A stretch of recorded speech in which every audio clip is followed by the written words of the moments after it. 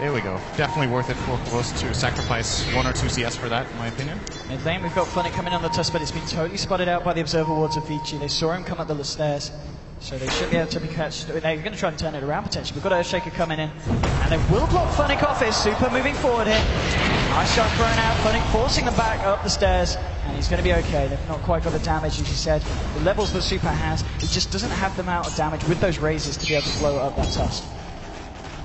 They are very, very nervous in the mid lane. If Dendi lands a stun, Shadow Fiend might actually nice big Dendi needs to be careful. Wait, what? Oh, Ice, he's coming with the root but Dendi with the Laguna Red and no light stroke around Ice. He might find a second, Funny with the snowball. Ice, it's got no matter. Pulls the charges, it's not enough. Double kill for Dendi. But Super, he turns it around, finds a double kill for himself. It's going to be a double kill to both sides there in the mid lane as Vici very nicely recover against what Na'Vi were able to set out to do so there. Man, that was absolutely crazy. I actually think it was on purpose that FY lifted the siege creep with telekinesis because he couldn't reach the hero he was looking for, so he wanted to get the drop down stun. He didn't reach that either though, and Na'Vi got off to a really good start in that fight, but Super with the 2 turnaround raise kills, probably a minor victory for VG considering how important it is for them to get their Shadow Fiend back in the game, and now he's actually pretty much tying the Lina, I think, on net worth. Only 300 behind all of a sudden, even though he is a whopping 17 CS and 17 denies behind. It was a massive, massive fight, yeah, indeed, for the Shadow Fiend. And so far, both the carries, Hao and Force, pretty much been left undisturbed. We haven't seen either of them have any pressure from each team support. A lot of focus around the mid lane, which I think understandably so, because Lina and Shadow Fiend are really, and they're the kind of heroes that are going to get the pace going. If Dendi gets off to a good start, we're going to see him get an early Yule Scepter online, and they're going to be able to find solo pickoffs across the map, especially even on heroes like the position one, like Luna, who is relatively squishy in the early game. They're definitely going to be looking to combine Dendi with Funny as early as possible to gank key targets. Funny has tried to rotate mid with success in that situation. I mean, he did get 2 assists. They obviously didn't directly win the fight, but at least the combination worked out. Unfortunately for him, he's only level 3, and you're comparing that to the Ice Quap, who's level 5.5. You've got quite a bit out of that first blood, as it would seem. Extra bit of gold and experience from that is very helpful. Bit of focus on Ice here as Outstar just inside lines. Just keeping an eye on him. Dendi has backed off. He had a lot of nice stacks. And there's a triple stack and a double stack here in the Iranian jungle that Dendi's going to be able to clean up. And that's going to be putting pretty much right bang onto his Yule Scepter at this point of the game, very early on, if he closes that gap. And that's going to allow him to solo kill the Shadow Fiend, solo kill the Quap, solo kill the Lina. The Luna. He can actually solo kill every single hero on the Dire team. None of them is tanky enough to survive the full burst, I do believe. And you've got to remember as well, Snako, he's nearly halfway to level 6, getting the relocate. I mean, if they have to relocate in Yules, as you said, anyone that's caught on their own on the map is going to die. It's possible Hao can actually survive it, because he has strength treads as well as Aquila. It gives him quite a lot of stats. He's got plus 16 strength. So. But that is the only target Dendi can't find, and there is no doubt that Na'Vi are going to be kill hungry here. In the mid lane, looks like FY, it's just, that's an invisible I.O. Yeah, indeed, the invis, hard to tell sometimes. Snako reveals it. Still 3-3 at the moment, 9 minutes in. Funny, able to find himself a bit of space and time up here in this top lane, trying to work those levels up, but Hao finds himself a tower. Very classic safe lane Luna. This is what Luna is extremely good at as a carry, is pushing towers early. Has great base damage, is a very natural Aquila carrier. Of course, if you have multiple heroes in the lane, just the benefit of having the Lunar Blessing just makes this push very, very swift. And he is indeed, as expected, going for the drum build-up, it looks like. He's got a Bracer in addition to his Treads Aquila, so very, very heavy on the stats early on. Already 1,100 health. I think he might actually be the tankiest hero on the map right now. He is, in fact. And that is a hero that's usually very squishy 9 minutes in, but combining his very good early farm with his item choices, he's going to be difficult to deal with. So, of course, still working towards that battlefield. He has the Ring of Health picked up. Nearly got enough here to finish off that Perseverance. Ice trying to do what he can in terms of harassing Force, but Force at this point not scared at all on this anti-mage of that Quap. He's got a point in the spell shield to help him out in lane.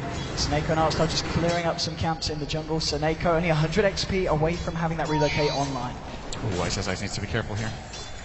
He should be able to just blink himself out of this one. Na'Vi will be able to secure themselves the rune, bottling up the bottle here for Snako. And is that yours? Yeah. Is that done? 10 minutes, that's a pretty good time. It's actually a very good time. With the items he has bottle 1 as well as an ult, so Looking good here for Dendi to be able to set up on kills. This means that realistically, no one can go to the mid lane to even touch a creep unless there's a defensive support there. So either Shaker or Rubik has to be there to disrupt the combo of Lina, as the moment they show on lane, you could just tether in, run up with Yules. The Yules move speed in addition to tether should bring Dendi up to, I would say, like 460 move speed or something like that, maybe even more. And here's what you were talking about, the Dendi funny combo. Dendi leading in here with the Yule Scepter. Can he find the combo with the stun? Yes, he can. He's got a Laguna Blade as well. Bring it how low? How? Yeah, tries for the ult, but it's not going to come out. Does get taken down there. Seneko being credited with the kill. Super moving in with Fenrir. See if they can find something. He'll find the raises. Will be able to find himself one kill.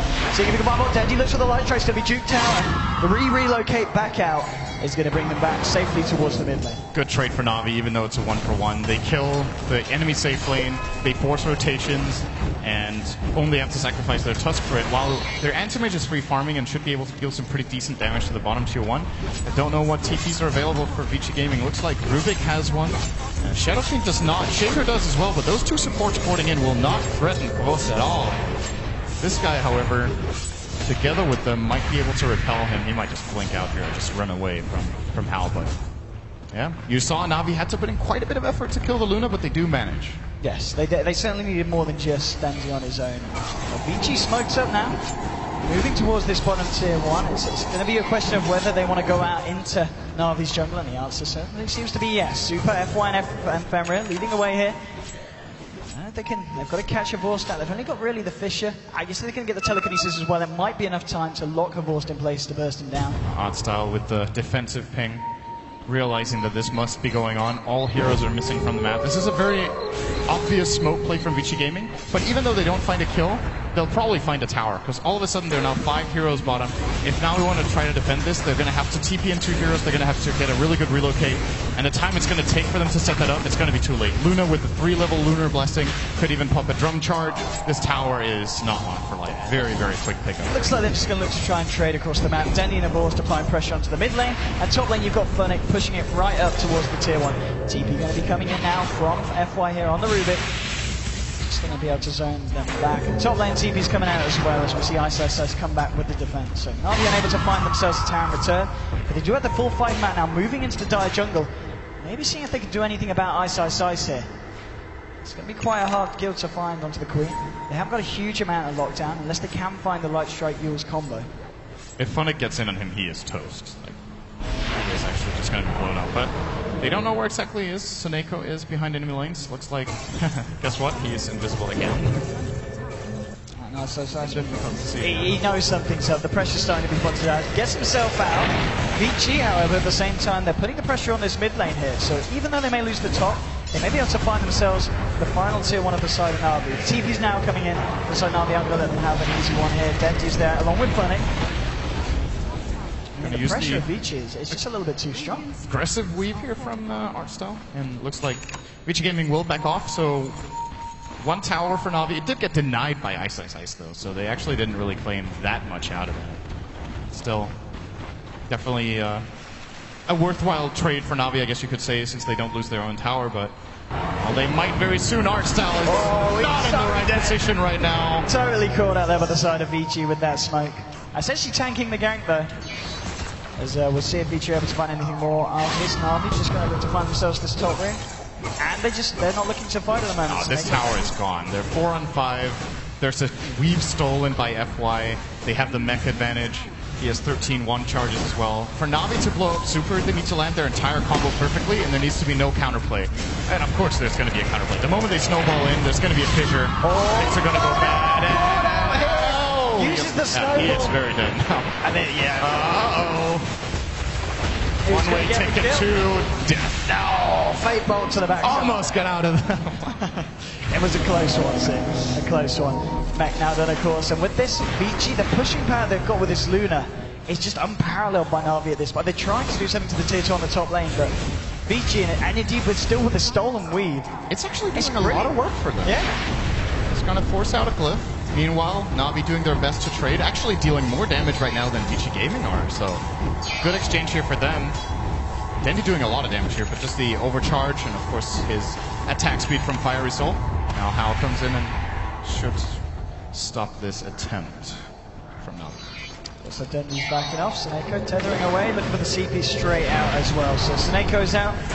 Dendi should be A-OK as well as Vici. Head back towards the mid lane. You've still got Ice here on the bottom lane, trying to find some farm for himself on this quad. He's going up to 1k gold, so we'll see what he decides to opt for first in this game. I mean, for himself, does he go for the Yules, the Orchid, or straight up Agnins? Or what is the best down here for Ice? I think it looks like an axe. He's running to the secret shot with 1200 gold. Oh, he's thinking about it. He couldn't click the button. Now he found it. There you go. So he's going to indeed be going for the axe. It's like the axe. It's becoming it's simply the new trend of Queens of Pain. Like more often than not now, we see Aghanim being an early pickup. When you go back just a month, I think almost every single time we would see Queens getting Orchid first. Kind of the same trend we've been seeing on Storm Spirit, with a lot of Storms picking up the Bloodstone over Orchid early. Going for a little bit more of a tanky build here on Ice with the Aghanims. Of course, when this is looking to become a fighting game, a lot of the time the low cooldown ultimate will be great. And a little bit of extra damage, of course, doesn't hurt. I mean, now of course has got this Battle Fury on top of the treads. What's the game plan here for Vici Gaming? How do they stop the anti-mage farming? Do they just need to end the game before it gets to a certain point, or do they need to look for aggressive rotations into the Radiant jungle? They might not need to end his farm as long as they get farmed themselves. Okay, so Neko's in Viz again. Are you kidding? Like, I keep seeing this. Like, it looks like he's out of position all the time. This is his third Invis rune in this game, I think, if not the fourth. I think it's the third. Kind of ridiculous here. Pretty unlikely. But yeah, if Vici Gaming trade farm, and both their Shadow Fiend and Luna farm against the Lina and AM, I think they're going to feel pretty confident going into the mid game, because in my opinion, when you look at the supporting cast, the Dire have a Shaker who can be massively impactful in the mid-game team fights. And on the Radiant side, the I.O is a little bit iffy in this game, again, because of the pairing it has. I don't feel like it's going to be that powerful in the mid game. And then the Dazzle can be super high impact, of course, with a great Grave and a great Weave, but most of the time Weave will take a little bit of time to build up. And Rubik is always just an X-Factor. He's just good. Always good mid-late game if you get the right steal, and FY tends to be pretty good. Now we get another tower, though. They do. Vici went for a very aggressive smoke all the way right past the Radiant Ancients. Now they're backing up. Na'Vi needs to be careful. They need to get the hell out of there. Straight out. And Funnick will be able to get himself a Fisher. Oh! Not quite soon enough. And Na'Vi do get away with, as you said, another tier 2. This is a very good play from Na'Vi. They get the tier 2 tower, they have 0 casualties, they force a rotation, and Hvosd is just free farming the bot lane. This is pretty much textbook how they should be playing this game right now, because I think relocate ganks and just aggressive plays in general with the Lina right now are pretty risky, since if they don't have vision of the defensive supports, it's very easy for Vici to just turn the fight on its head. They will probably be looking to just map control, take towers, try to get superior vision so that Hvosd can not only trade, so he doesn't trade farm, but actually out-farms the opponent. And then they can hit a sweet spot around the 30-minute mark when Hvosd has 2 big items.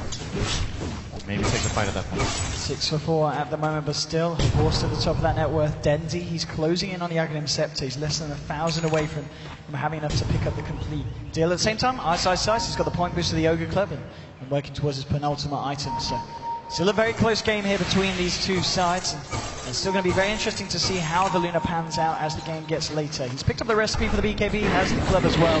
Just under 1,000 away from picking up that Mithril Hammer. So with the BKB, we may see Vici Gaming look for more fights and look to push down more lanes and take further to the 2 towers. I think with the BKB on Shadow Fiend as well as Luna, they're just flat out stronger in team fights for a period of time.